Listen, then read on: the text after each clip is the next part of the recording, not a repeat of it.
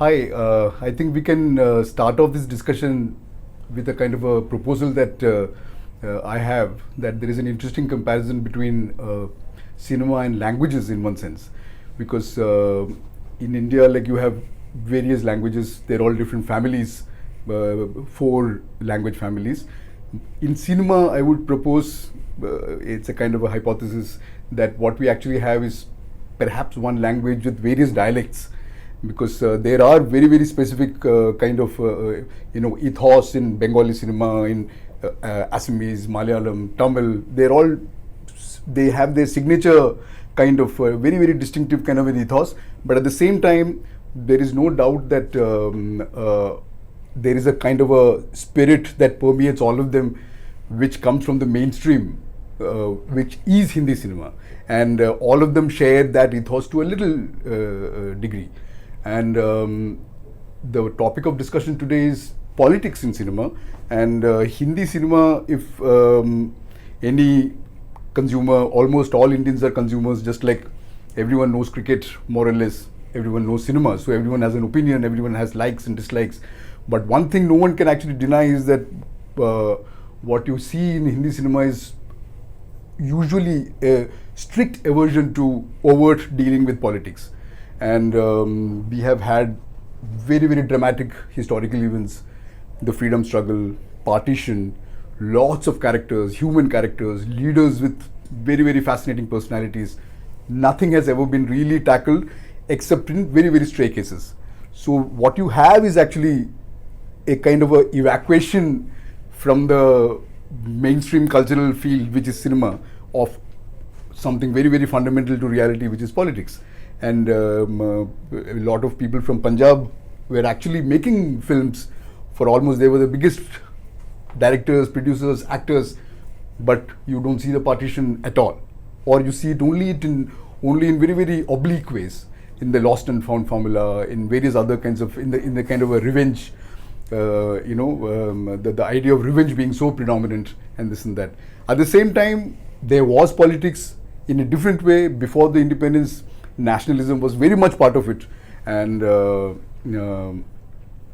you had in mythologicals, in historicals, in all kinds of stories, you had the nationalist spirit kind of coming out in coded ways. And after independence, that spirit kind of continued a little bit, and you still had nationalist cinema, and you had a lot of social realism, like socialist kind of that ideology was very, very, like, a lot of people from IPTA coming into cinema and things like that.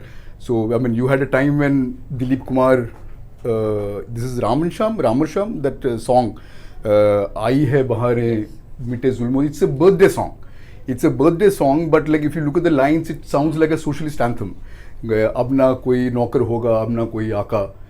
Things like that, you might remember more lines, and it's actually, it's a very fascinating idea of how what is actually a children's birthday song and balloons and this and that. Using Ram. Yeah, Ram is also Ram ki Leela Langalai, but so that's also there, and it's like ab na koi bhuka hoga aur na koi pyasa.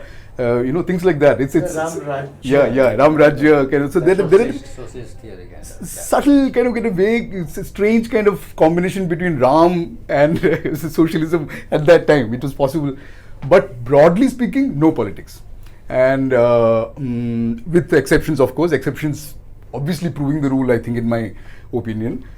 Now we come to a different stage where I think maybe in the last 20 years, broadly political themes have been entering, especially in the characterization of what can a villain be like, and villains were earlier just smugglers or people who would take treasures from a temple and sell it to people abroad. It was in that kind of a coded kind of a way. But now there is terrorism, and mid-90s you still had villains living in some fictitious Himalayan kingdom, and they were the threat to the country.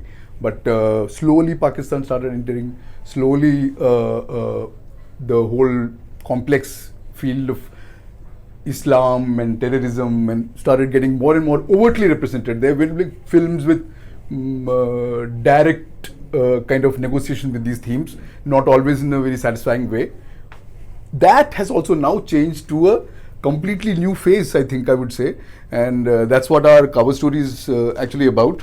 And for an industry, politics averse industry like Bollywood, this would be a very dramatic kind of a phase, and a lot of films, a lot of actors speaking directly and about politics and taking sides. It was not absent earlier in the 70s. Also, emergency time and post-emergency another time there was something. But between that phase and now, Giridhar, you have written this story. Yeah. Could you just take us through a little bit of this, comparing the post-emergency situation to what's happening now? This is interesting. In the last 5 years, Bollywood appears to have been vertically divided. We can say there is a divar in Bollywood. I mean, there is no doubt that actors have been members of political parties. They have contested elections over the years.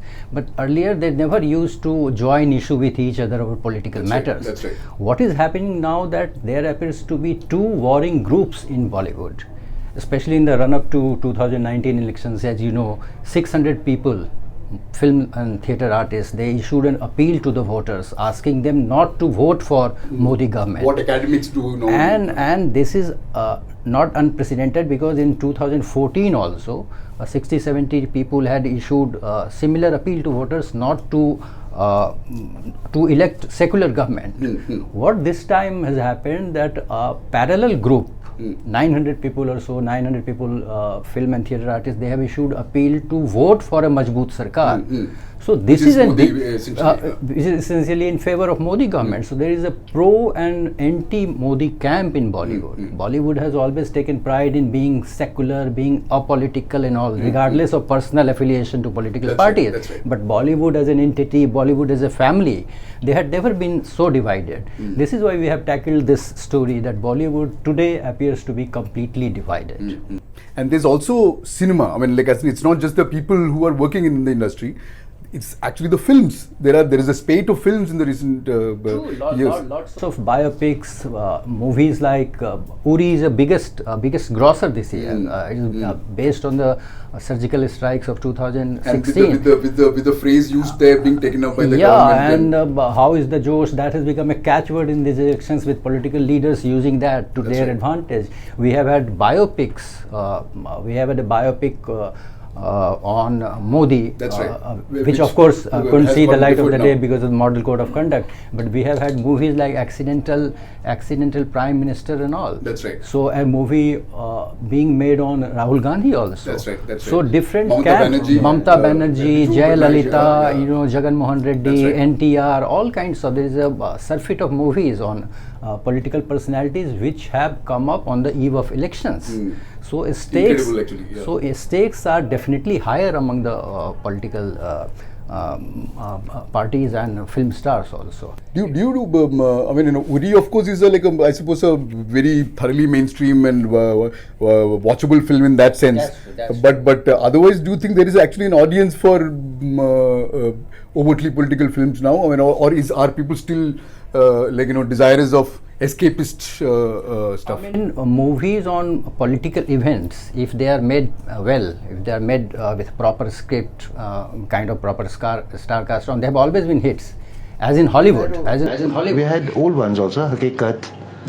But even if you look at Upkar, that's right. Where the Indo-Pak War, the backdrop, and Jawad Kisan being almost directly represented, and then gradually it started changing, border and other things, which was more border. I think was a kind of an inflection point.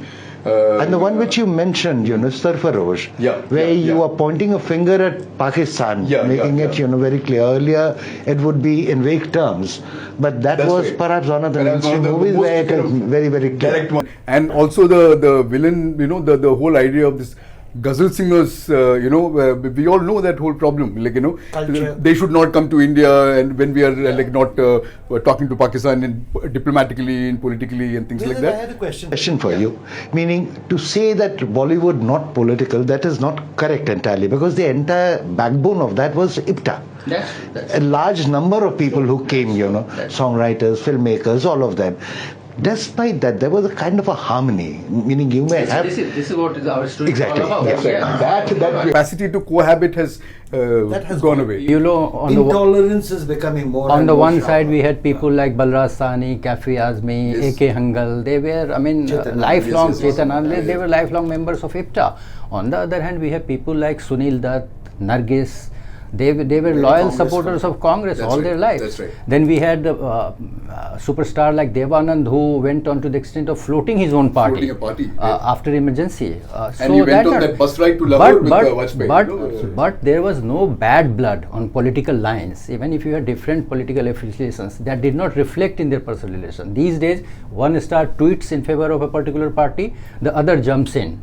I mean, that kind of divide has Bollywood, that we have considered. That I would like to ask you, that is completely different from Hollywood. See, Hollywood has become very, very sharply divided.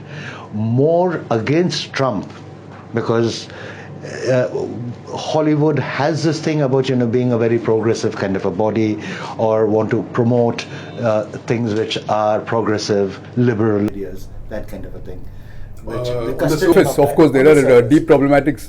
Exactly, and that is something which I've written. That is what I've written in my story. The history that we will have to remember during the McCarthyan period. The entire late 40s, 50s. What had happened, which had divided this entertainment world sharply, where people were sneaking against their friends. The Red Scare, the thought of being from a close communist member or a sympathizer, that really ruined so many careers at that time. I think in India we are perhaps seeing a phase which perhaps resembles the 1950s Hollywood, McCarthyist era, where the differences are so acute, so that the crisis actually begins to affect. It's sharpening. Sharpening. Yeah, that's the kind of. Please do read our cover story, and fascinating discussion. We could go on and on. I mean, the cinema is an endless topic that way. Resources are infinite, ideas are infinite. But thank you for watching.